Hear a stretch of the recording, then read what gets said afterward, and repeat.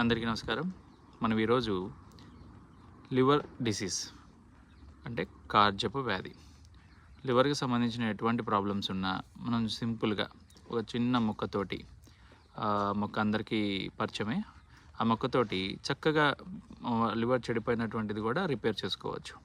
అదేంటి అంటే మనం వినాయక చవితి పత్రిలో పెడుతూ ఉంటాం కదా, మాచుపత్రి.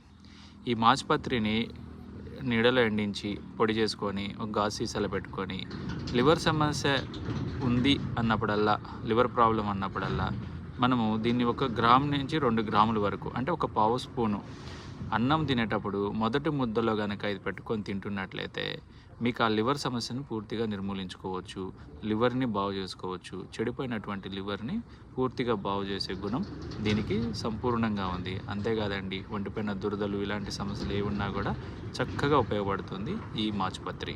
నమస్కారం.